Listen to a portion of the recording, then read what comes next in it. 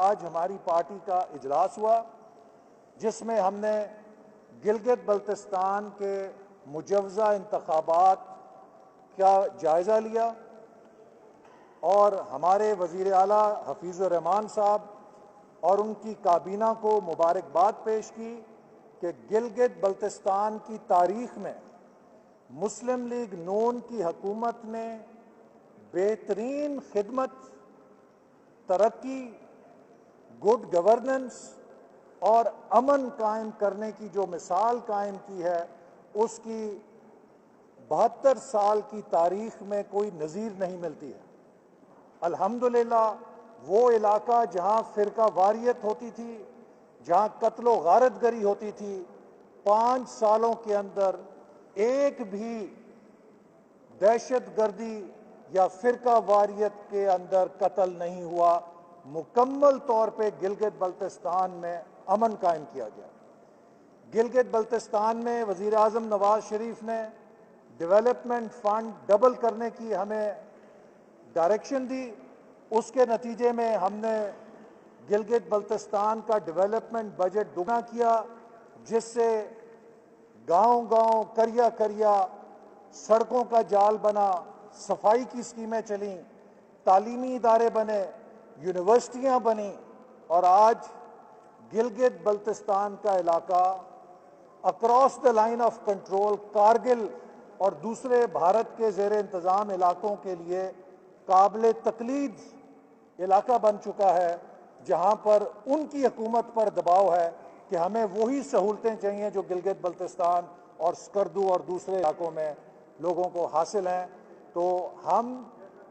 उम्मीद करते हैं कि वफाकी हुकूमत गिलगित बल्तिस्तान के इंतखाबात में धांधली नहीं मुर्तकब होगी, क्योंकि इस वक्त गिलगित बल्तिस्तान नहायत हसास इलाका है। इस इलाके में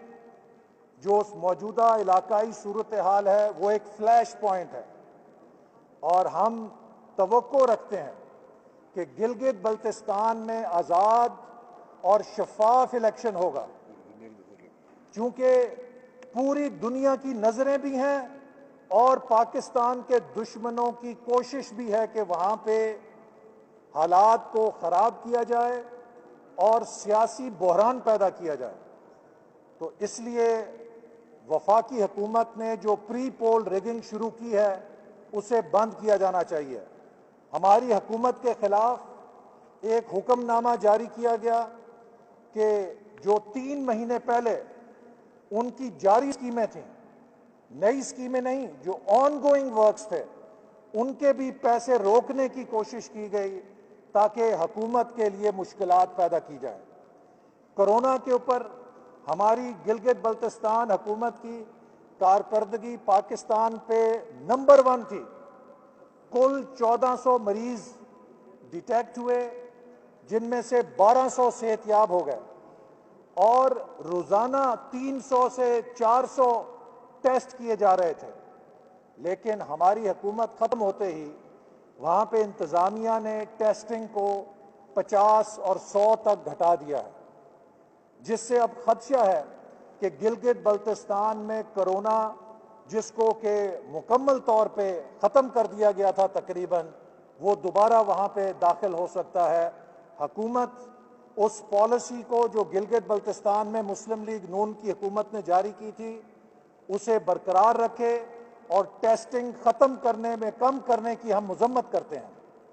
और तीसरे नंबर पे हम इस चीज़ की भी मज़म्मत करते हैं कि जो वहाँ पे निगरान हुकूमत बनाई गई है वो निगरान वज़ीर आला की सवाबदीद थी, लेकिन इमरान खान के दफ्तर से